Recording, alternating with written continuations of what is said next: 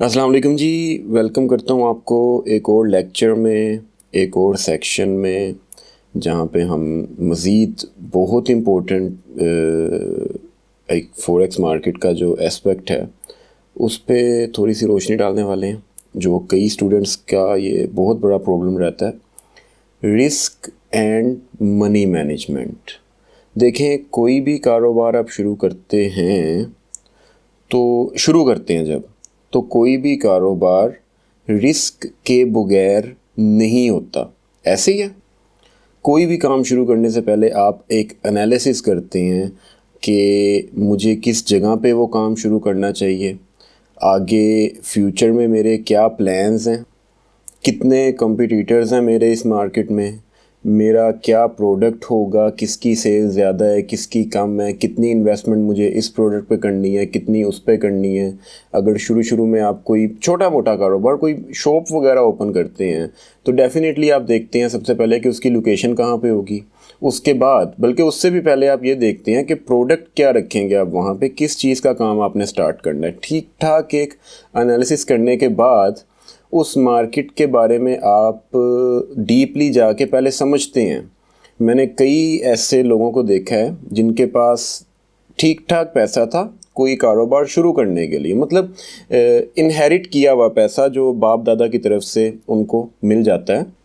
तो आपने कई ऐसे देखे होंगे जिनको ऐसे पैसा बगैर कुछ किए मिलता है ना, तो वो कोई कारोबार एकदम से स्टार्ट करते हैं और बाद में फिर उस सब का बेड़ा गर्क कर लेते हैं, ज़ाया कर देते हैं। और कई मैंने ऐसे लोग देखे हैं जिनको स्टिल इनहेरेंटली उनको पैसा मिला होता है, लेकिन अब एक दोस्त था मेरा, तो ठीक ठाक पैसे थे उसके पास एक कारोबार नया स्टार्ट करने के लिए। तो उसने ना कपड़े का काम स्टार्ट करना था। तो लाहौर में ना यहाँ पे आज़म मार्केट है, कपड़े की काफ़ी बड़ी मार्केट है, जो यहाँ पे हैं वो जानते होंगे। उसने 6 से 8 महीने एक शॉप के ऊपर एज आ सेल्समैन काम किया, और फिर जो डिलीवरी टाइप, जो कह लो डिस्ट्रीब्यूटर टाइप जो होता है कि एक जगह से माल उठा के किसी दूसरी दुकान पे मार्केट के अंदर ही बेचना, और थोड़ा बहुत अपना रिटेल का काम भी करना। अब आप हिसाब लगाओ, एक बंदा जिसके पास करोड़ 2 करोड़ हो कारोबार स्टार्ट करने के लिए, तो वो ना पैसे ने उसका दिमाग बंद किया होता है। ऐसे ही है, वो बस एक ईगो में आके फ़ौरन एक कारोबार स्टार्ट करते हैं और फिर उसको बर्बाद कर लेते हैं। लेकिन उसके पास बेशक पैसे थे, लेकिन 7-8 महीने उसने एज अ सेल्स पर्सन काम करके मार्केट को समझा कि मार्केट क्या है, कहाँ पे किस चीज़ की डिमांड है, कहाँ से कौन सा माल आ रहा है, मार्केट में कौन कौन सा बंदा किस तरह का उसका बिहेवियर है, पैसों के मामले में वो कौन कैश पे काम करता है, कौन क्रेडिट पे काम करता है। ठीक ठाक उसने अपना एक एनालिसिस किया, और जब अच्छा तजर्बा उसके पास इकट्ठा हो गया, फिर उसने अपनी इन्वेस्टमेंट उस कारोबार के अंदर लगाई। अभी भी अभी भी इतना काम करने के बाद भी उसको शुरू में थोड़ा लॉस उठाना पड़ा, लेकिन वो लॉस बहुत थोड़ा था, और अभी माशाल्लाह वो बहुत अच्छे लेवल पे काम कर रहा है। और इसी तरह से कई ऐसे देखे हैं जो एक मार्केट में कारोबार में इन्वेस्ट कर बैठते हैं, और थोड़ा बहुत हफ्ता 2-1 महीने का तजर्बा कर लेने के बाद और फिर बेड़ा गर्क कर देते हैं अपने पास जो भी जमा पूंजी होती है। तो फॉरेक्स मार्केट भी बिल्कुल इसी तरह ही है। आप जानते हैं, यहाँ पे लोग आते हैं, लालच होता है कि यार चार्ट हमारे सामने या रील अकाउंट हमने ओपन किया हुआ है, एक बटन प्रेस करना है तो बाय सेल की हमारी ट्रेड लग जानी है। तो रहा नहीं जाता, सब्र नहीं होता। देखो, फिर से वही बात रिपीट कर रहा हूँ, कोई भी कारोबार है, आपको शुरू में निचले लेवल पे रहते हुए सब्र के साथ उसको समझना पड़ता है, मार्केट को समझना पड़ता है कि मैंने आगे करना क्या है, कहाँ कहाँ पे कौन सी चीज़ खतरनाक है, मैंने किस किस चीज़ से बचना है। तो ये एक बहुत ही इम्पोर्टेंट एस्पेक्ट होता है किसी भी कारोबार का, रिस्क और मनी मैनेजमेंट, जो कारोबार शुरू करने से पहले आपको पता होनी चाहिए। बस एक चीज़ याद रखना, forex market, stock market, futures, crypto, जो भी मार्केट ये जो ऑनलाइन हैं, इनमें आप चाहे जिस मर्ज़ी स्टेज के ऊपर आ रहे हो, जितना मर्ज़ी एक्सपीरियंस करने के बाद आ रहे हो, बेशक आपने भी 6-7-8 महीने लगाए हैं पहले इस मार्केट को समझने में, बेशक आपने डेमो अकाउंट पे काम किया है, लंबा अरसा काम किया है, स्टिल जब आपने इस मार्केट में अपनी एक्चुअल इन्वेस्टमेंट लेके आनी है तो एक चीज़ का आपको लाजमी पता होना चाहिए। वो क्या है जी?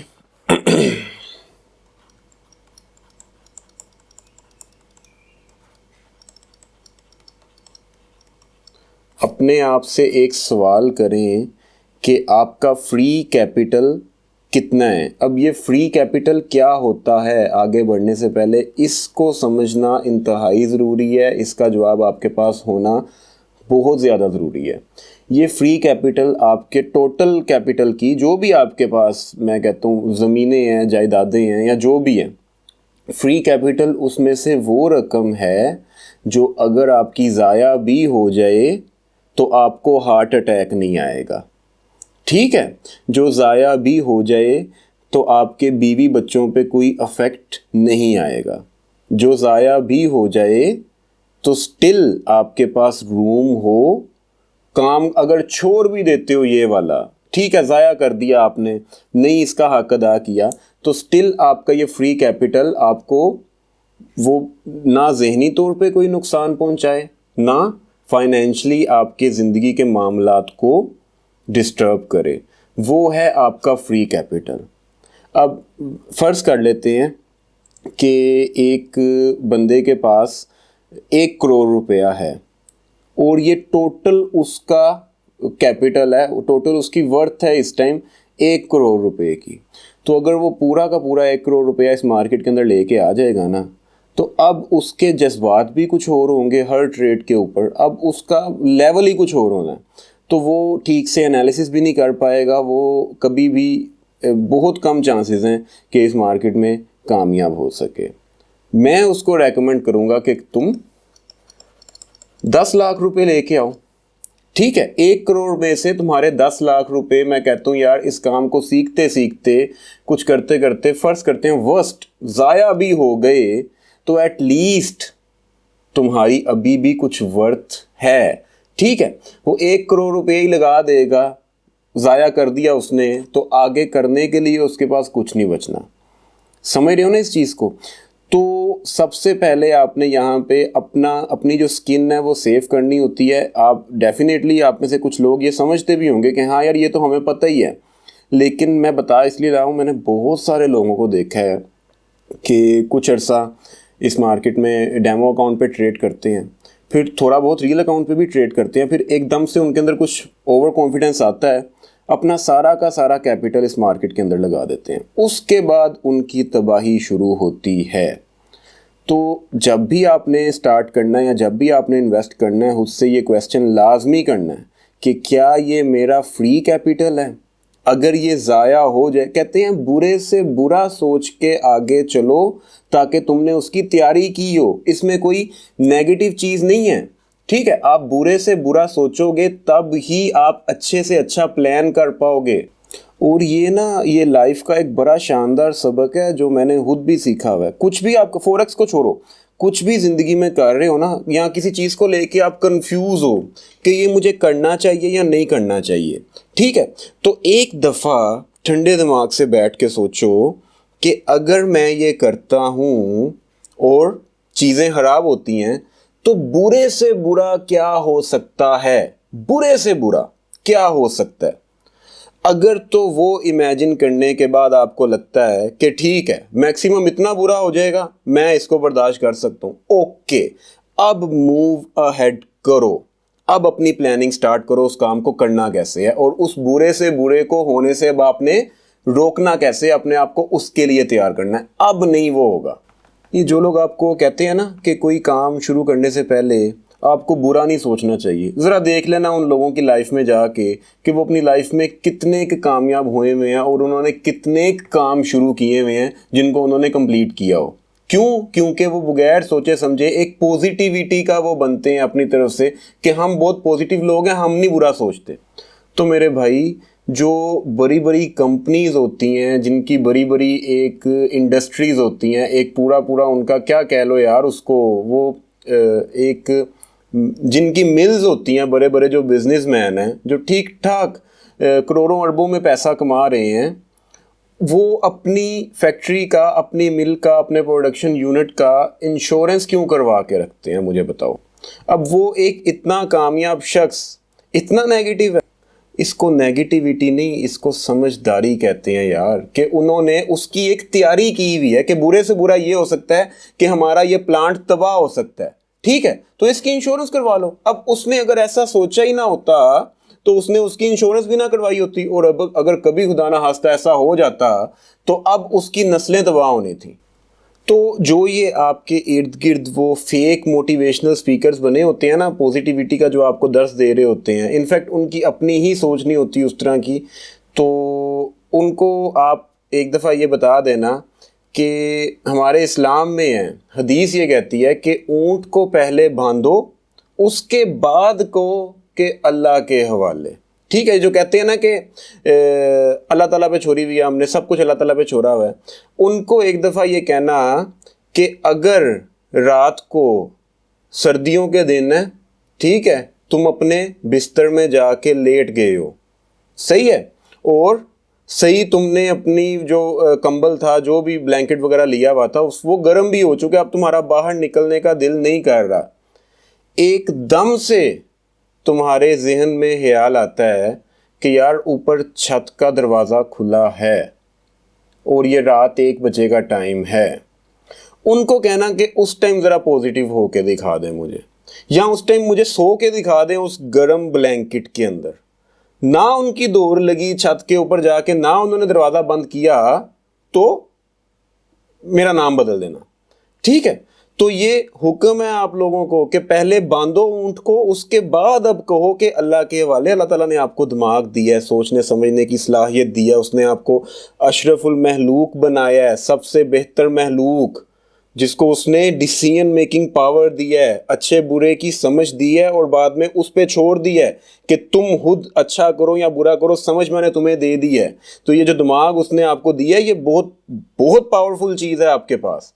वो कहता है इसका इस्तेमाल करो, अपना काम पूरा करो। जब तुम्हें लगे कि तुमने अपना काम पूरा कर लिया ना, उसके बाद अब अल्लाह ताला पे छोड़ो पॉजिटिव रहते हुए, लेकिन तुम्हारी तरफ से कोई कमी नहीं होनी चाहिए, फिर देख लेना उसकी तरफ से भी कोई कमी नहीं होगी, सही है। या फिर बहुत ज़्यादा पॉजिटिव हो के ना आज मुसल्ला बिछाओ और बैठ जाओ, सजदे में गिर जाओ कि या अल्लाह मुझे कामयाब कर दे, मुझे कामयाब कर दे, मुझे कामयाब कर दे, ठीक है। रोज यही काम करते रहो और हरकत कोई ना करना, सोचना कुछ ना कि मैंने कामयाब होना कैसे है, मैंने कामयाब होने के लिए करना क्या है, ठीक है। तो उसने तुम्हें दिमाग दिया है, उसका यूज़ करना शुरू करो, और उसके बाद अब दुआ करो कि मैं ये मेहनत कर रहा हूँ, अल्लाह मेरा इसमें मुझे मेरा साथ दे, ठीक है। अब देखना, अब ज़रा तुमने जब उसके ऊपर अपना काम पूरा करके उसके ऊपर डोरी छोड़ी है, तो फिर देखना वो कहाँ से कहाँ पहुँचाता है तुम्हें। हिम्मत मर्दा मदद खुदा, जो खुद हिम्मत करते हैं, मदद भी अल्लाह ताला की उन्हीं के लिए आती है। तो मेरे भाई, बात हमारी शुरू हुई थी इस फ्री कैपिटल से, ठीक है, कि और ये कि बुरे से बुरा सोचो ताकि तुम उसके लिए खुद को तैयार कर सको। दुनिया का हर कामयाब शख्स ऐसे ही सोचता है, उसके लिए खुद को तैयार करता है और साथ साथ फिर अपनी मेहनत स्टार्ट करता है, बगैर सोचे समझे कुएं में छलांग नहीं मार देता, ठीक है। तो फ्री कैपिटल, खुद से सवाल पूछ लेना आपके पास क्या है जो आप यहाँ पे इन्वेस्ट करने वाले हो, और अगर लिटरली आपने ये सवाल खुद से किया हुआ और इस जो कुछ आपको सिखाया जा रहा है इसको हक अदा किया, तो आपका ये फ्री कैपिटल ज़ाया नहीं होने वाला। लेकिन स्टिल बुरे से बुरे की तैयारी तो करके रखनी है ना यार आपने। अभी मैं इस में बहुत सारी आपको आगे जाके एग्जांपल्स देने वाला हूँ, ठीक है, कि ये मार्केट कैसे काम करती है। तो सबसे पहले जी, आपने फ्री कैपिटल अपना देख लिया। अब ये तो मैंने एक मिसाल दी ना कि 1 करोड़ है एक बंदे के पास, वो 10 लाख लेके आ गया। आपके पास है, मैं कहता हूँ कि जी $1000 आप इन्वेस्ट कर रहे हो शुरू में, ठीक है, यहाँ $500 आप इन्वेस्ट कर रहे हो शुरू में, जितनी भी आपकी पसली है, जितनी भी आपकी वर्थ है। तो खुद से एक सवाल कर लेना कि ये 1000 अगर आज मेरे पास नहीं रहता तो मुझे कितना फर्क पड़ेगा। एक दफ़ा इमेजिन करके देख लेना कि अगर ये अमाउंट आज मेरे पास नहीं रहती तो क्या मेरे लाइफस्टाइल में कोई फ़र्क आएगा, क्या मुझे मेरे इर्द गिर्द मुझसे जो चीज़ें जुड़ी हुई हैं, जो जिम्मेदारियां जुड़ी हुई हैं, वो अफेक्ट होंगी। अगर होंगी तो फ़ौरन इसको बाहर निकाल लो, 200 इन्वेस्ट कर दो, 300 इन्वेस्ट कर दो, जितना तुम लॉस बर्दाश्त कर सकते हो, जो तुम्हें दिमागी तौर पे ज़ाया ना कर दे। सही है। जब आपने अपना फ्री कैपिटल डिटरमिन कर लिया, जो भी आपने किया वो मुझे नहीं पता, उसके बाद सेट गोल्स। सबसे पहले आपका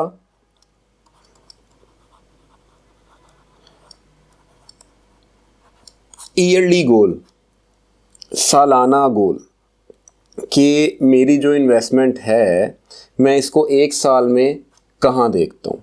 ठीक है, अब आप, मुझे नहीं पता आप क्या गोल सेट करते हो यार, ठीक है, ये आपके कैपिटल पे डिपेंड करता है, उसके हिसाब से आपने क्या गोल सेट किया। एक रैशनल गोल सेट करना ना, कि ये नहीं कि आपने $1000 इन्वेस्ट किया तो आप कहते हो साल के एंड पे मैंने इसको $1,00,000 करना है, वो अगले महीने ही आपका ज़ाया हो चुका होना है। उसको 1,00,000 करने के चक्कर में बड़े बड़े लॉट साइज लगाओगे, ये गोल रैशनल नहीं है। ठीक है, एक रैशनल गोल सेट कर लेना, तुम्हारा दिमाग खुद तुम्हें एक आवाज़ दे देगा कि हाँ ये ठीक है, उधर ज़रा तुम ज़्यादा ही उछल रहे थे। ठीक है, तो अंदर से एक आवाज़ आ जाएगी। अब जो ईयरली गोल आपने सेट किया है ना, उसको आपने डिवाइड कर देना है मंथली गोल के ऊपर। ठीक है, 12 महीनों के ऊपर आपने उसको डिवाइड कर देना है। ईयरली आपने सेट किया कि मुझे वो मिसाल है जी 12 रुपये कमाने हैं, तो अब 1 महीने का आपको 1 रुपया कमाना है।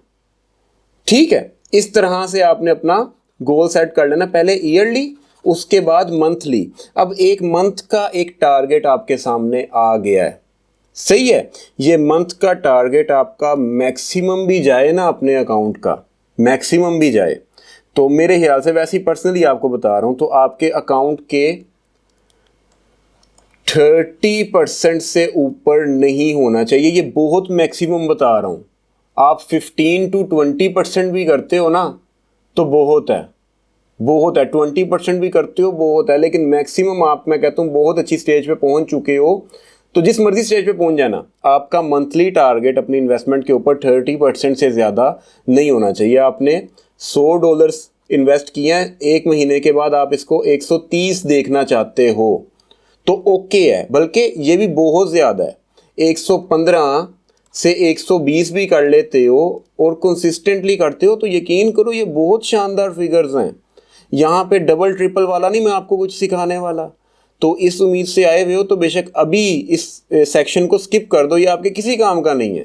ये इस मार्केट में आपने लॉन्ग रन में रहना है। ठीक है, स्लोली रिच होना है, आहिस्ता आहिस्ता अमीर होना है।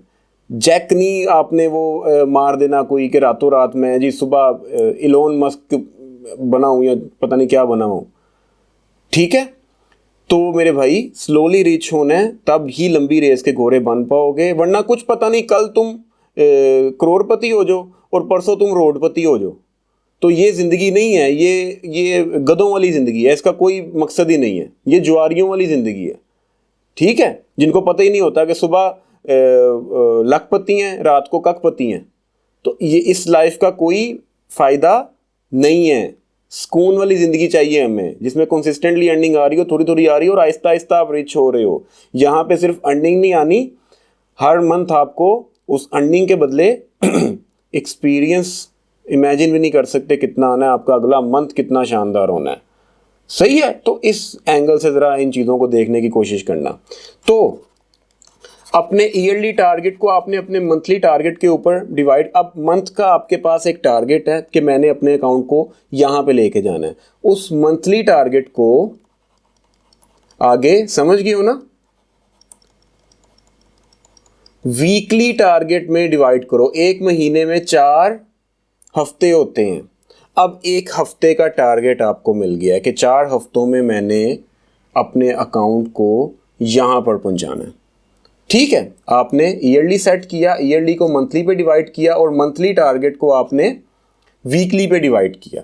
अब कुछ ट्रेडर्स कहेंगे कि मैं वीक के 5 दिनों के टारगेट को डेली टारगेट के ऊपर डिवाइड कर देता हूँ कि मुझे रोज का इतना कमाना है।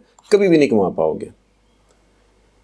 डेली टारगेट आप ट्रेडिंग की जिस मर्जी स्टेज के ऊपर हो आप $1000 का अकाउंट मैनेज कर रहे हो या $1 बिलियन का अकाउंट मैनेज कर रहे हो। देखो, $1 बिलियन का अकाउंट बहुत सारे ट्रेडर्स मैनेज कर रहे हैं, बहुत सारे इससे ज़्यादा ही कर रहे हैं, सही है। तो वो भी एक डेली टारगेट जब सेट करते हैं ना, उसको अचीव करना बहुत मुश्किल हो जाता है। मैंने रोज़ $20 बनाने हैं। आज मैंने $20 बनाए, कल हो सकता है मैं $20 ना बना पाऊँ। ठीक है, तो कल का दिन मेरा ज़ाया हो गया। परसों हो सकता है मैं $30 बना लूँ, उससे अगले दिन हो सकता है मैं 15 का लॉस कर दूँ। तो डेली टारगेट बड़ा मुश्किल हो जाता है अचीव करना। और फिर डेली का जब आपने एक टारगेट सेट किया होता है ना, तो आपकी रिवेंज ट्रेडिंग भी स्टार्ट हो जाती है कि जी आज का मेरा टारगेट ये था, आज मैंने 20 लेने थे, मैं 10 दे के उठ रहा हूँ, 15 दे के उठ रहा हूँ। तो आपका माइंड वहाँ पे बहुत ज़्यादा भारी हो जाएगा कि अब कल क्या करूँगा, परसों क्या करूँगा, बताता हूँ अभी। तो आपने डेली टारगेट्स नहीं सेट करने और मिनिमम भी कर लेना, तो वीकली टारगेट सेट कर लेना। और कभी कभार वीकली टारगेट्स अचीव करना भी मुश्किल हो जाता है। एक वीक में आपने टारगेट किया हुआ था कि मैंने मिसाल के तौर पे $100 कमाने हैं। ठीक है, तो हो सकता है इस वीक में आप 60 कमाओ, 50 कमाओ, या हो सकता है इस वीक में आप 40 लॉस में रहो और अगला वीक आपका बहुत अच्छा रह जाए। तो at the end of the month आपको पता चलेगा कि ओवरऑल आपने अपने मंथली टारगेट का कितने % अचीव किया है। वीक्स आते रहेंगे, डेज इस तरह के उतार चढ़ाव आते रहेंगे, डेली उसको पूरा करने के चक्कर में रहोगे, या अक्सर वीकली भी वीकेंड पे आप, आज फ्राइडे है और आप कह रहे हो जी मेरा वीक का टारगेट पूरा नहीं हुआ, तो आज आप ओवर ट्रेडिंग करोगे, आज आप बड़े लॉट साइज लगाओगे। पहले 20 के लॉस में थे, इस हफ्ते को आप 80 के लॉस में क्लोज करोगे, मैं शर्त लगा के कह सकता हूं। ठीक है, अच्छा, अब ये तो बात हो गई ना कि टारगेट्स हमने क्या सेट करने हैं। फर्ज करते हैं डेली वीकली जो भी आपने वो किया, उसके बाद at the end of the month आपने टारगेट किया था मैंने $200 कमाने हैं और इस महीने आपने कमाए हैं $150। ठीक है, तो अब अगले महीने आपने कितने डॉलर्स कमाने हैं। आप कहोगे अगले महीने मैंने अब $250 कमाने हैं। मेरा मंथली टारगेट था कितना, 200 का ना, 200 का बनता था। ईयरली के हिसाब से मैंने देखा तो मेरा मंथली टारगेट 200 का बनता था। अब हर महीने मुझे 200 लाजमी कमाने हैं ताकि मेरा साल का टारगेट पूरा हो सके। एक महीने में आपने 150 कमाया। ठीक है, अब अगले महीने में आप इस महीने के 50 को ट्रांसफर कर दोगे, तबाह कर लोगे खुद को। एक चीज याद रखना, ईयरली टारगेट बेशक आपने सेट किया है एक मंथली टारगेट निकालने के लिए, लेकिन अगर मंथली आपका 200 निकला है और इस मंथ में आपने 150 कमाया है, तो इस महीने की कमाई को 150 ही समझो। ज़रा समझो इस चीज़ को। ये बेशक आपके ईयरली टारगेट को अफेक्ट करेगी, लेकिन at the end of the year देख लेना, तुम अपने टारगेट से ऊपर ही होगे। मैं सही कह रहा हूँ, एक दफ़ा करके देख लेना, इस रूल को आजमा के इस पे पक्के होके ढीठ होके देख लेना। जिस महीने तुमने 150 कमाया है वो महीना ख़त्म, वो टाइम गया, वो ट्रेड्स ख़त्म। अगला महीना एक क्लीन शीट के साथ स्टार्ट करना है। पीछे से 50 लेके अगले महीने में नहीं थोप देने, ज़ाया कर लोगे, प्रेशर बना लोगे अपने ऊपर। अब अगले महीने का टारगेट 200 है, इसको अचीव करो। हो सकता है इस दफ़ा 300 कमा लो यार, कुछ ट्रेड्स अच्छी मिल जाएं, कुछ अपॉर्चुनिटीज़ अच्छी मिल जाएं, 5 स्टार ट्रेड्स मिल जाएं कुछ यहाँ पे। हो सकता है इस महीने में 500 कमा लो, कुछ ऐसी शानदार आपको ट्रेड्स मिल जाएं, कुछ मौके ऐसे मिल जाएं, कुछ पता नहीं मिल जाएं, और मिलते हैं। लेकिन टारगेट आपका 200 का ही होना चाहिए। जिस तरह इस महीने आपने 200 की बजाय 150 कमाया था, उसी तरह इस महीने आप 200 की बजाय 300 भी कमा सकते हो। ये महीना अलहदा था, इसकी अपॉर्चुनिटीज अलहदा थी, इसमें मार्केट की कंडीशंस अलहदा थी, इसमें मार्केट की कंडीशंस अलहदा होनी चाहिए। तो इसका 50 इसके ऊपर क्यों थोप रहे हो? समझो इसको। ठीक है, वक्त के साथ साथ ना सिर्फ आपकी महीने गुजर रहे हैं, आपका तजर्बा भी बढ़ रहा है। पिछले महीने 150 कमा लिया, बहुत बड़ी बात है। अब उस महीने के तजर्बे के साथ अगले महीने तुम लाजमी 250 कमाओगे। ठीक है, अगर तो तुमने अपनी गलतियों से सीखा होगा। अब दूसरी चीज, महीने का टारगेट था 200, इस महीने 100 के लॉस में रहे हो। अब क्या करोगे? मेरा ईयरली भी हिल गया, मेरा मंथली भी हिल गया, मुझे आगे पता नहीं अब क्या करना है। अगले महीने 200 अगले महीने का कमाना है, और एक तो पिछले महीने का जो 100 लॉस हुआ है वो कवर करना है। ठीक है, 200 प्लस 100 300, प्लस पिछले महीने मैंने 200 कमाना भी था ना, 100 लॉस किया वो तो कवर कर लिया, जो 200 कमाना था वो भी मैंने इसी महीने में कवर करना है। मतलब 200 100 और टोटल इस महीने का टारगेट मेरा 500 का है। मेरे भाई जल्दी से दौड़ लगा दो इस मार्केट से, और पीछे मुड़ के भी नहीं देखना, सही बता रहा हूँ। अगर इस तरह की घटिया सोच है ना, इस तरह की कैलकुलेशंस चलती हैं तुम्हारे जहन में, तो फ़ौरन अकाउंट बंद करो, जितने भी पैसे डिपॉजिट किए हुए हैं फ़ौरन विड्रॉ लेके किसी वेकेशन पे चले जाओ, वहाँ पे ज़ाया कर दो पैसे। वो ज़ाया किए हुए तुम्हारे किसी काम आ जाएंगे, तुमने चलो एंजॉय किया होगा उसके बदले, लेकिन यहाँ पर ये एंजॉय भी नहीं मिलना तुम्हें। ठीक है, क्यों? क्योंकि तुम एक्सेप्ट करने के लायक नहीं हो अपनी गलती, अपना लॉस। ये 100 तुमने खुद गवाया है कुछ गलत फैसले करके। तुम उससे सीखने की बजाय तुम रिवेंज पे तुले हुए हो कि 100 मैंने ये भी कवर करना है और पिछले महीने का 200 भी कवर करना है, ताकि मेरा ईयरली टारगेट मीट हो सके। ठीक है, तुम रिवेंज पे आ चुके हो, तो मेरे भाई यहां पे तुम कामयाब नहीं हो सकते। इस मार्केट में कामयाब होने का सबसे बड़ा कुलिया है ज़हनी सुकून। जरा समझो इसको, मार्केट में कामयाब होने का सबसे बड़ा कुलिया है ज़हनी सुकून। वो ज़हनी सुकून आपको सिर्फ तब मिलता है जब आप अपनी गलती एक्सेप्ट कर लेते हो। कहते हैं कि किसी को माफ़ कर देने का मतलब ऐसे होता है जैसे एक कैदी को उस कैद से रिहा कर देना, और बाद में ये पता चलना कि वो कैदी आप ही थे। जब तक आपने उसको माफ़ नहीं किया था, आप उस कैद के अंदर थे, उस रिवेंज की कैद के अंदर थे। जब आपने माफ़ कर दिया, आपको पता चलता है आपने तो अपने आप को ही आज़ाद किया। एक्सेप्टेंस, अपनी गलती मानो। ये 100 का जो तुमने लॉस किया है, ये तुम्हारी गलती की वजह से हुआ है। उस गलती से तुमने सीखा क्या है? तुमने जो सीखा है ना उस गलती से, वो सीख 500 की है, वो सीख 1000 की है, वो सीख 1 लाख की है। फ्यूचर में तुम इस 100 को ही लेके बैठे हुए हो। अगला ना 200 आने महीने का, अगले महीने 300 मजीद लॉस करोगे, और 3 ही महीनों में अपना अकाउंट वॉश किया होगा तुमने। तुम्हें इतना बर्डन तुम्हारे ऊपर चढ़ता जाएगा जैसे तुम्हारे ऊपर लोन पे लोन चढ़ता जा रहा है।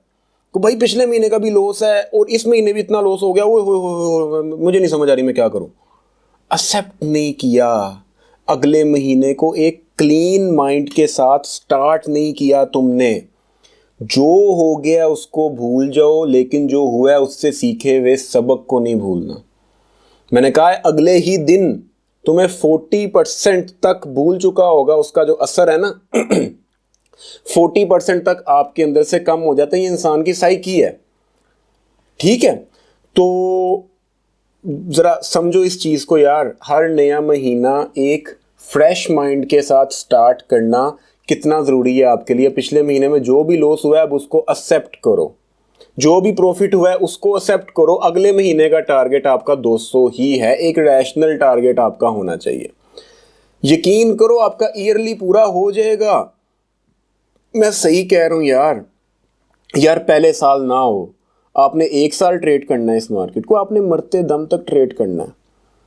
ठीक है, ये मार्केट ऐसी है जो तुम्हारे हाथ पांव सलामत हैं तो तब नहीं तुम मतलब इससे कमा सकते कि तुम्हारे हाथ पांव सलामत होना ज़रूरी है। तुम 80 साल के बुढ़े भी हो जाओगे ना तो अपने बेड पे बैठ के पैसे कमा रहे होगे।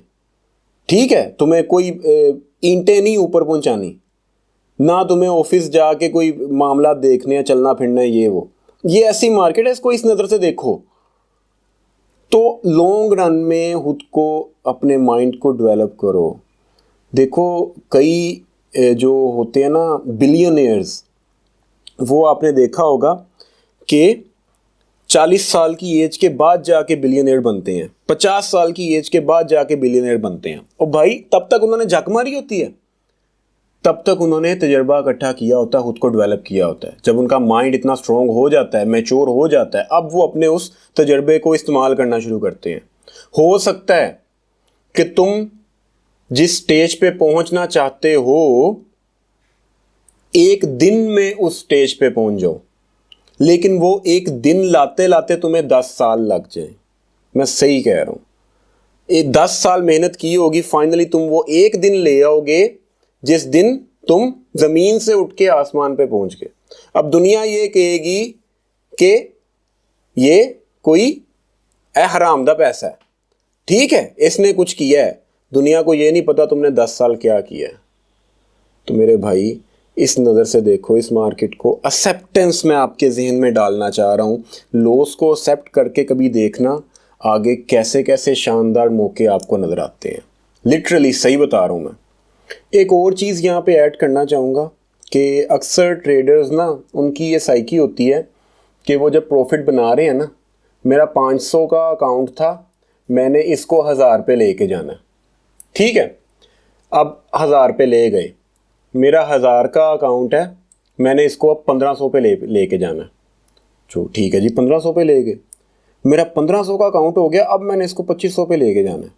ठीक है जी, ले गए, 2500 का हो गया, अब मैं इसको 4000 पे पहुंचाऊंगा। पहुंचा दिया उसने।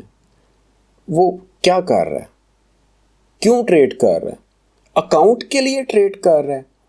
पैसा किस लिए कमा रहा है कि उसी अकाउंट में उसको बढ़ाता रहे और फिर ट्रेड करता रहे। मतलब वो ट्रेड करने के लिए कमा रहा है, खर्च करने के लिए नहीं, उस पैसे से एंजॉय करने के लिए नहीं, अपना लाइफस्टाइल बदलने के लिए नहीं। वो बेशक मैं कहता हूं उसका कोई टारगेट होगा जी, मैं $10,000 पे इस अकाउंट को ले जाऊं, उसके बाद मैं फिर आहिस्ता आहिस्ता इससे विड्रॉल। तुम्हारा अकाउंट कभी भी 10,000 पे नहीं पहुंचना, मेरे से शर्त लगा लो अगर इस नीयत से चल रहे हो। जब प्रॉफिट किया है, जिस महीने प्रॉफिट किया है उस महीने उसका विड्रॉ लो और इंजॉय करो। सही कह रहा हूं, जिस महीने लॉस किया फिर उसको बर्दाश्त करो। ठीक है, वो तो एक्सेप्ट करना ही पड़ना है आपको, वो लॉस नहीं है, वो बहुत बड़ी सीख है, बहुत कुछ दे के गया होगा आपको। लेकिन जिस महीने आपने प्रॉफिट किया है उसका विड्रॉ लो, उसको खर्च करो। खर्च करने के बाद जो बच जाते हैं उनको सेविंग्स में रखो। आहिस्ता आहिस्ता स्लोली स्टेडीली आपकी जो सेविंग्स बढ़ती रहेंगी इधर उधर से, यहाँ वहाँ से, उनमें से कल को अपने अकाउंट में जितना डिपॉजिट करना होगा कर लेना, जितने का नया अकाउंट खोलना होगा खोल लेना। लेकिन पैसा निकालो तो सही, खर्च तो करो, तुम्हें पता तो चले कि तुम एक ट्रेडर हो। पैसा बढ़ाने के चक्कर में ट्रेड करते रहोगे तो देखो, ये इस मार्केट का रूल है, मेकिंग मनी इज हार्ड। यहां से पैसा कमाना मुश्किल है, but keeping it is harder. उस कमाए हुए पैसे को बचा के रखना उससे भी ज़्यादा मुश्किल है। मुझे ना एक दफ़ा एक स्टूडेंट ने ये कोर्स करने के बाद ना तो एक बात कही। तब ना ये रिस्क मैनेजमेंट वाला सेक्शन इतना डीप नहीं हुआ करता था, कुछ चीज़ें बताते थे।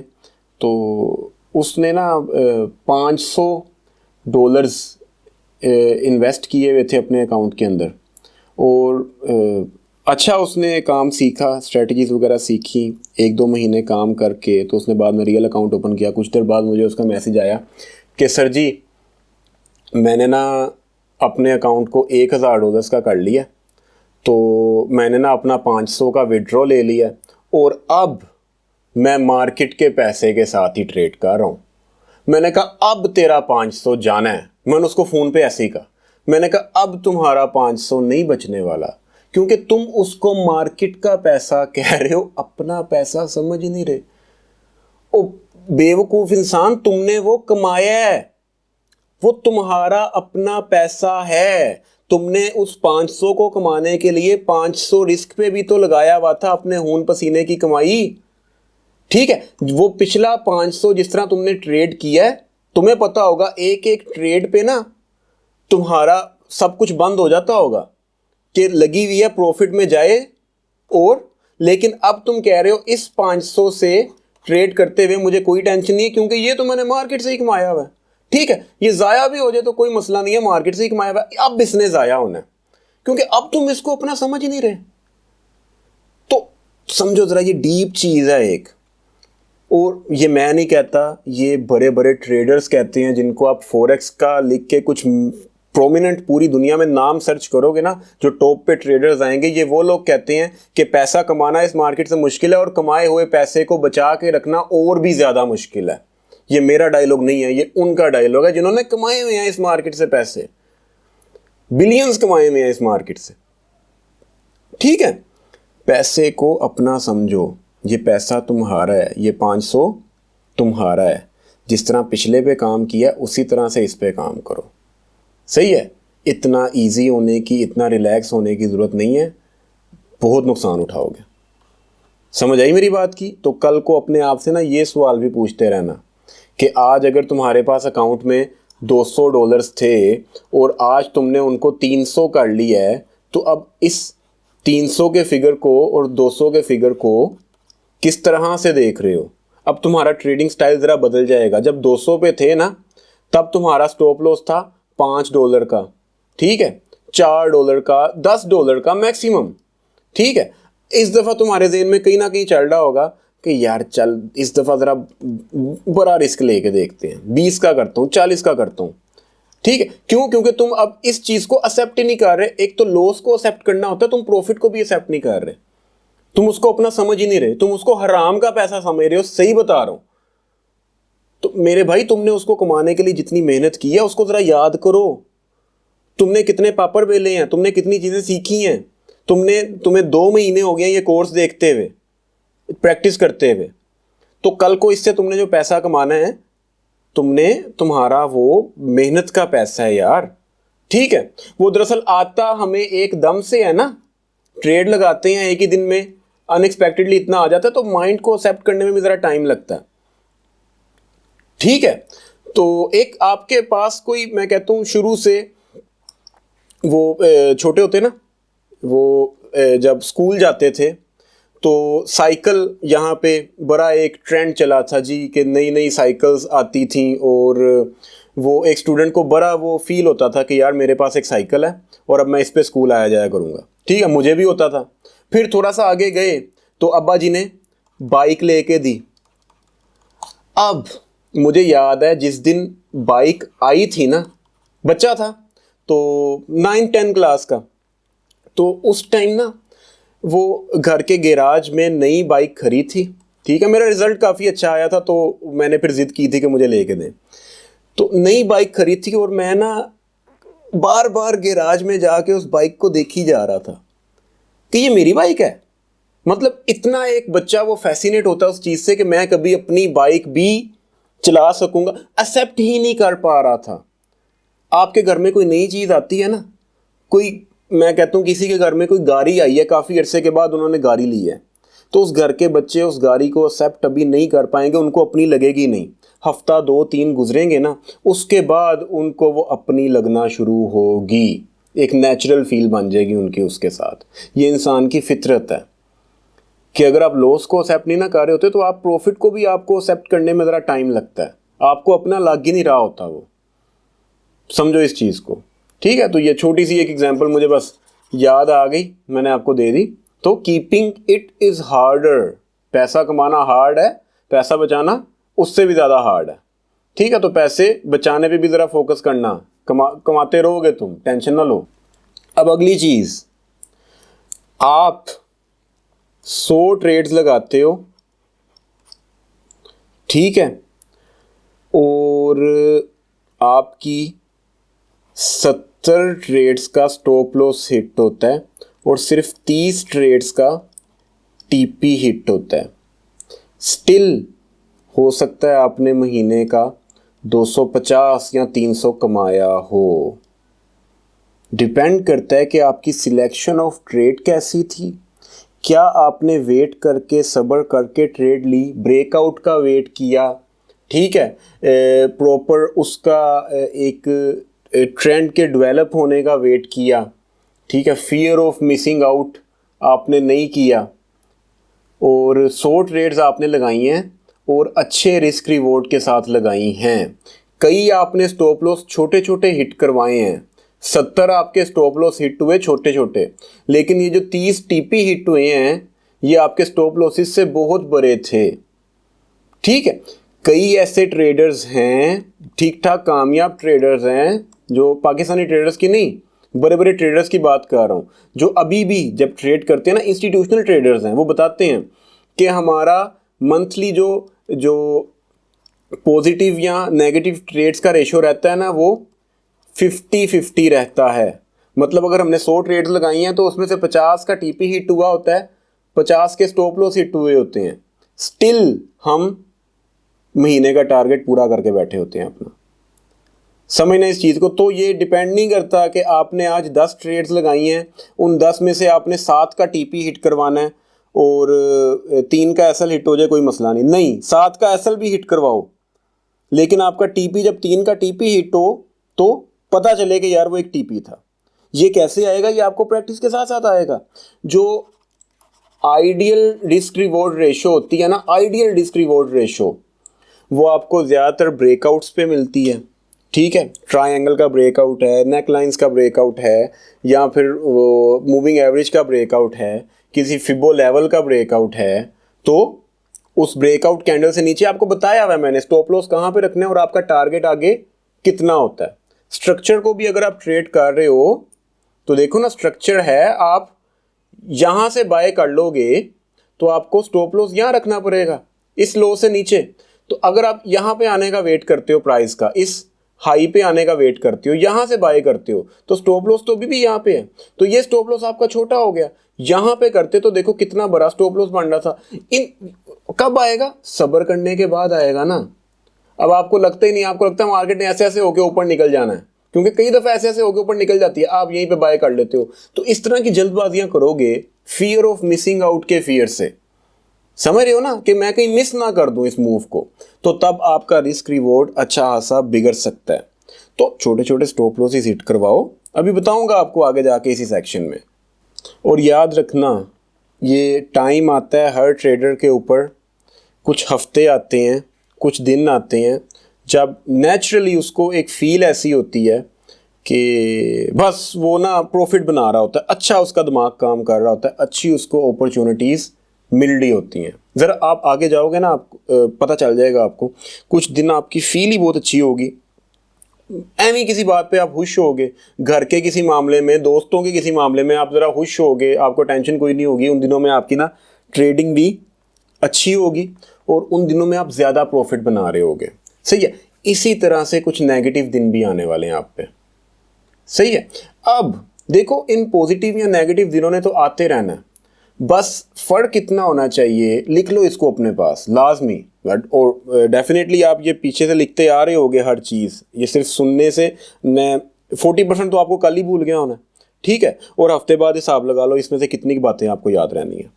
तो एक ये घंटे का पूरा लेक्चर आप बाद में तो देखने से रहे, तो मेरे भाई लिख लो, अभी ज़रा एहसान कर लो अपने ऊपर, वो लिखा हुआ आपको बहुत काम आएगा। 5 मिनट में पढ़ लोगे पूरा लेक्चर, आपका रिवाइज हो जाएगा। तो क्या कह रहा था यार मैं, चलो तो मेरे दिन से बात ही बुला दिया। हाँ, वो जो नेगेटिव दिन आएंगे और पॉजिटिव दिन आएंगे, तो फ़र्क सिर्फ इतना होना चाहिए कि पॉजिटिव दिनों में आपका अगर प्रॉफिट ज़्यादा हो रहा है ना, तो आपके नेगेटिव दिनों में आपका लॉस कम होना चाहिए। आपको पता चल जाएगा कि आजकल यार मैं ज़रा फ्रस्ट्रेटेड हूँ, मैं घर से लड़ा हुआ हूँ, मैं वैसे ही ज़हनी तौर पे डिस्टर्ब हूँ, तो ट्रेडिंग भी मेरी इफ़ेक्ट हो रही है, तो मैं अपने लोड साइज़ छोटा रखूँ। आजकल ज़रा बुरा टाइम चल रहा है, 1-2 दिन आते हैं ऐसे, एक आधा हफ्ता आ जाता है ऐसे, और इसमें कोई बुरी बात नहीं है। आगे 1-2 दिन 1 डेढ़ हफ्ता 2 हफ्ते पॉजिटिव वाले भी आने हैं। तो कोशिश बस ये करनी है कि नेगेटिव जब आप फील कर रहे हो तो उस टाइम लॉस कम हो, और जब पॉजिटिव फील कर रहे हो उस टाइम प्रॉफिट ज़्यादा हो। सही है, आगे जाओगे आपको पता चल जाएगा कि मैं किस चीज़ के बारे में बात कर रहा हूँ। अगली चीज़, टेक प्रॉफिट्स, टीपी। फर्ज करते हैं मैंने AUD USD को बाय किया किस प्राइस के ऊपर, 0.7710 पे मैंने बाय किया, ठीक है, या 77,100 कह लेते हैं, ऐसे पॉइंट भी लिख लेते हैं। और मैंने अपना टारगेट रखा बाय करने के बाद प्राइस जब चली जाएगी ना 0.78,800, ठीक है, 77,100 पे मैंने बाय किया और मैंने टीपी रखा हुआ है 78,800 पे। प्राइस इस टाइम आ चुकी है 78,400 पे। तकरीबन 80% मेरा टीपी कंप्लीट हो चुका है। इधर अब इम्तिहान शुरू होता है। अक्सर आप देखोगे आप 78,400 के ऊपर ही अपनी ट्रेड को बंद करके जो प्रॉफिट था वो लेके दौड़ लगा दोगे कि भाई अब यहाँ से अगर ये वापस गया, आपको लगता है कि कुछ कैंडल्स कंसोलिडेशन में आ रही हैं और यहाँ से अब अगर ये वापस गया ना तो मैं खुद को कभी माफ़ ही नहीं कर पाऊँगा। ऐसे ही होता है, ये बड़ी ट्रिकी सिचुएशन होती है। अपने टीपीज़ के हिट होने से पहले ट्रेड से बाहर चले जाना। इसका सिर्फ एक हल है, सिर्फ एक हल, डीट। जितना भी आपको प्रॉफिट हुआ है ट्रेड के ऊपर, उस प्रॉफिट को वो देखो, वो अभी हो रहा है, वो हुआ नहीं है, वो अभी हो रहा है। जिस तरह लॉस होता हुआ देख के आप लोगों ने उस लॉस को एक्सेप्ट नहीं ना किया होता कि यार नहीं ये 200 का लॉस हो रहा है, मैं इसको रोक के रखूँगा, मैंने नहीं इसको एक्सेप्ट करना, ठीक है। तो उसी तरह से टीपीज़ को भी ऐसे देख लिया करो कि भाई अभी नहीं, ये आगे जाएगा। तो आप इसको यहीं पे लेके बाहर निकल जाते हो क्योंकि आपको लगता है, फ़र्ज करते हैं इस ट्रेड पे अभी आपने $80 कमा लिए हुए हैं, टोटल आपका टीपी $100 का बनता था, तो आप 80 लेके बाहर निकल जाओगे। बाद में प्राइस जब 100 पे पहुंची होगी ना, तब आपको दुख भी हो रहा होगा कि यार मैं प्लान के साथ अपने स्टिक नहीं रहा। और अक्सर ऐसा होगा कि आप 80 से बाहर निकले हो और उसके बाद प्राइस वाकई में नीचे गिर गई होगी। उस टाइम आप बहुत इंजॉय करोगे कि यार हाँ ये सही हो गया। तो ये बड़ी ट्रिकी सिचुएशन होती है। कभी कभार आपको उसका फ़ायदा हो जाता है, कभी कभार आपको उसका थोड़ा सा रिग्रेट हो जाता है। तो मेरे भाई सबसे पहली चीज़ इसमें ये कि पहले तो आपका एनालिसिस ठीक होना चाहिए। अगर आपने 78,800 का प्लान किया है तो उस प्लान में दम होना चाहिए कि वाकई प्राइस आपको क्यों लगता है कि 78,800 तक ही जाएगी। उस चीज़ को याद रखो, ठीक है, कि 78,800 तक ही इसने जाना है। याद रखो उस चीज़ को कि क्यों आपको अभी इस टाइम ये लगता है। और फिर जब 78,400 पे प्राइस खरी है ना, तो उस टाइम मुझसे ये सवाल करो कि आपको क्यों लग रहा है कि ये 78,400 से ही वापस गिर जाएगी। अब इस क्यों का जवाब आपको मिलेगा तो फिर इस क्यों के साथ उसको हम कंपेयर करना कि पहले मुझे क्यों लग रहा था कि ये 78,800 पे जाएगी। अगर ये अभी भी आपको भारी लगता है, जो कि नहीं लगेगा, लिटरली नहीं लगेगा, क्योंकि उस टाइम आप चाहते हो कि मैं 80 से ही बाहर हो जाऊँ। आपको लगेगा कि हाँ यार ये मैंने ना ये 78,400 वाला एक लेवल था बीच में, ये एक रेजिस्टेंस लेवल था, मैंने पहले इसको इग्नोर कर दिया हुआ था, तो मुझे यहीं से बाहर हो जाना चाहिए। मोस्ट ऑफ द टाइम्स अगर आप ऐसा करते हो तो अपने रिस्क रिवॉर्ड के साथ बहुत बुरी तरह से छेड़खानी कर रहे हो, ठीक। कभी कभार ऐसा होता है कि ये 78,800 वाला डिसीजन आपका वाकई में आपने ज़्यादा टारगेट कर लिया होता है, एक्चुअली 78,400 ही सही टीपी बनता था। कभी कभार ऐसा होगा, तो मैं इस पे आपको स्ट्रिक्टली कोई मना नहीं कर रहा, ठीक है। ये वक्त के साथ साथ आपको आइडिया होना शुरू हो जाएगा। लेकिन अगर आप कंसिस्टेंटली अर्ली टेक प्रॉफिट्स ले लेते हैं तो मेरे भाई ज़रा एक दफ़ा अब बैठो, ये एक सीरियस मैटर है। यहाँ पे ज़रा खुद से कुछ सवाल जो आपका सेशन स्टार्ट होना चाहिए। आपने इनिशियली वो प्लान क्यों किया था आपको इनिशियली ये टारगेट क्यों लगा था कि 78,800 पे ही प्राइस जाएगी, खुद से आपने ये सवाल पूछने हैं, क्योंकि ये बहुत मैटर करता है कि बहुत ज़रूरी होता है कि आपके TPSL अच्छे लेवल्स पे हों, लॉजिकल लेवल्स पे हों, ठीक है, ज़्यादा दूर ना हो और मतलब लॉजिकल लेवल पे हों यार, आपको पता हो कि हाँ इस वजह से प्राइस मुझे लगता है कि यहाँ तक जाएगी, बस इस वजह से नहीं कि मेरी छठी इसने मुझे कहा था, ठीक है। और चलो ये बात तो समझ में आ गई ना कि 80% आपका जब TP हिट हो गया हो ना, 80% पे आपका प्रॉफिट पहुंच गया तो तब इस तरह की होती हैं, वो आपके अंदर क्वेश्चंस पैदा होते हैं, तब खुद से आप सवाल जवाब कर लोगे। लेकिन एक बहुत बड़ी बीमारी पता है क्या है कुछ स्टूडेंट्स की, $20 का मेरा स्टॉप लॉस है इस ट्रेड के ऊपर और $30 का मेरा TP है इस ट्रेड के ऊपर। ट्रेड लगाई, ट्रेड जाती है $10 लॉस में, $15 लॉस में, दिल धक धक धक धक धक धक हैं, वो अंदर से बाकायदा दिल की आवाज़ें आना शुरू हो जाती हैं कि भाई मुझे कुछ हो रहा है। फिर क्या होता है, ट्रेड जाती है 18 के लॉस में और फिर बिल्कुल 19 के लॉस पे जाके आपका स्टॉप लॉस हिट किए बगैर वापस प्राइस ऊपर उठना शुरू होती है। अब आपकी सांस में सांस आना शुरू होता है, वापस लॉस 10 पे आया, 8 पे आया, 7 पे आया, -3 पे आया, 1 पे आया, -0 पे आया और जैसे ही +2 पे आया टक करके आपने ट्रेड बंद कर दी। लानत है, लिटरली लानत है, आपकी ट्रेडिंग पे भी, आपके ट्रेड बंद करने पे भी, आपके स्टॉप लॉस पे भी, आपके TP पे भी। मेरी ये बात याद रख लेना, जब भी ऐसी हरकत करोगे ना तो समझ लेना कि मेरी तरफ से लानत है। और अपने आप को भी, मैं खुद अपने आप को ऐसे कहता हूं, मैं लिटरली कहता हूं कि भट्ट साहब लानत है, आपने ये क्या हरकत की है। देखो आपके ऊपर ये जो प्रेशर बना था ना, माइनस नेगेटिव, वो जो 19 तक गई थी प्राइस, ठीक है, वो प्रेशर अब आपको कहता है कि या अल्लाह किसी तरह ये वापस 0 पे आ जाए, मैं बंद, मेरे तौबा कि मैं आइंदा कभी ये ट्रेड लगाऊं। मेरे भाई ज़रा सी ट्रेड तुम्हारी प्रॉफिट में आई है और तुमने अपनी औकात दिखा दी है।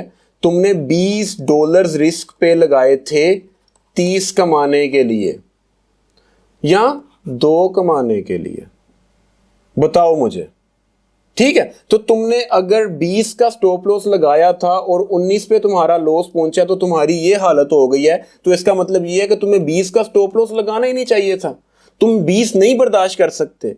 यार मैं जब कोई स्टॉप लॉस लगाता हूँ ना तो लिटरली मेरा ये ज़हन होता है, अगर मैंने आज एक स्टॉप लॉस लगाया, वो स्टॉप लॉस बनता है $200 का, मैं सही कह रहा हूँ, अपनी बात बता रहा हूँ, वो स्टॉप लॉस बनता है $200 का, मैंने ट्रेड पे स्टॉप लॉस लगा दिया, TP लगा दिया। अब फर्ज करते हैं मेरा अकाउंट इस टाइम है $5,000 पे खड़ा है, एक मैंने ये ट्रेड लगाई है, मेरे जहन ने एक्सेप्ट कर लिया हुआ है कि मेरा अकाउंट इस टाइम 4800 पे आ चुका है, फिर वो भी ट्रेड चल रही है, मेरा TP मुझे नहीं पता कहां पे है यार, डेफिनेटली मुझे पता होता है ना कहां पे है, लेकिन इस लिहाज से मुझे नहीं पता मेरा TP कहां पे है। फिलहाल मैं बस ये सोच के बैठ गया हूं कि भाई मेरा अकाउंट 4800 पे आ चुका है, ठीक है, ताकि अगर ये 200 हिट भी हो जाए तो मुझे पता हो कि यार मैंने तो एक्सेप्ट किया हुआ था कि वो 4800 पे आ चुका है, मैंने 200, अब ये मेरा अपना नहीं है, मैंने आगे इसका ये स्टॉप लॉस रखा हुआ, मैंने ट्रेड लगाई हुई है। अब मेरे एनालिसिस पे डिपेंड करता है ना कि उसमें कितना दाम है, एक सेकंड जरा, तो समझ आई मेरी बात की। अगर आपका $19 पे आपका लॉस गया और आपका दिल फटने वाला हो गया था तो यार आप ट्रेडिंग सही नहीं कर रहे, आप खुद पे जुल्म कर रहे हो। लिटरली खुद को समझाओ, खुद को ना गालियां निकालो कि यार अक्सर ट्रेडर पता है क्या करते हैं, 20 का स्टॉप लॉस लगाया और 20 का TP लगाया, चलो ठीक है जी, ओके है, तो माइनस में भी ट्रेड गई भी नहीं, माइनस में गई भी नहीं। अभी मैं कहता हूं $1 या $2 माइनस में जाने के बाद ट्रेड आती है $5 प्लस। इधर उन भाई साहब की वो मतलब इतनी ही मैं कहता हूं आपकी औकात थी कि 5 पे आपने फौरन ट्रेड बंद कर दी। प्लान तुमने 20 का किया था, रिस्क पे तुमने 20 लगाए हुए थे, 20 रिस्क पे लगाए थे 5 लेने के लिए, तो लानत ही है ना यार। ये ट्रेडिंग कर रहे हो, क्या कर रहे हो, इतना कंट्रोल नहीं है आपका अपने ऊपर। स्टिक टू प्लान यार, अपने प्लान्स के साथ आपने स्टिक रहना है। 20 का स्टॉप लॉस लगाया, हिट हो रहा है, होने दो, सोच समझ के ही कुछ लगाया हुआ है ना, या फिर आपने बहुत ज्यादा लगा लिया हुआ है। तो यही तो प्लानिंग है, यही तो मैनेजमेंट है। और उसके बाद 5 का प्रॉफिट आया, आपने ट्रेड बंद कर दिया। भाई इससे घटिया ट्रेडर और क्या होगा, जिसकी जिंदगी का कोई मकसद ही नहीं है। ठीक है, अगर मकसद है भी तो वो सिर्फ दिखावे के लिए है, अपने आप के ऊपर उसका कोई कंट्रोल ही नहीं है। तो मैंने ये अपनी कोई बुराई करने के लिए आपको ये बात नहीं बताई कि अगर मैं 5,000 है मेरे पास तो मैं समझ लेता हूँ कि 4800 रह गया। आपने भी ऐसे समझना है, ये मैं नहीं, ये कई ट्रेडर्स ऐसे समझते हैं उसको ज़हनी तौर पर रिलैक्स करने के लिए। ठीक है, मैं लिटरली एक्सेप्ट किया होता है खुद को कि यार 4800 रह गया, मेरी अगली प्लानिंग 4800 के हिसाब से होती है। मैं अगर अगली कोई ट्रेड देख रहा हूँ ना तो मेरा ये कैपिटल 4800 है, 5,000 नहीं है। बेशक अभी वो ट्रेड चल रही है, लेकिन वर्स्ट सोचा हुआ है कि यार कैपिटल मेरा 4800 है, इसके हिसाब से मैं आगे प्लान करूं।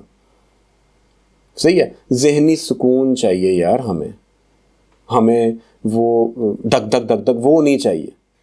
तो आहिस्ता आहिस्ता जब मार्केट में आगे जाओगे, ये बहुत सी चीज़ें इस तरह की आपको वक्त के साथ साथ कवर अप होने वाली है। बस इन बातों को जहन में रखना, लिख के रख लोगे, बहुत फ़ायदे में रहोगे। अभी बहुत कुछ आपको बताना है अगले लेक्चर में, तो आज का लेक्चर हम यहाँ पे अभी एंड कर रहे हैं। इंशाल्लाह नेक्स्ट लेक्चर में मुलाकात होती है। थैंक यू, खुदा हाफिज़।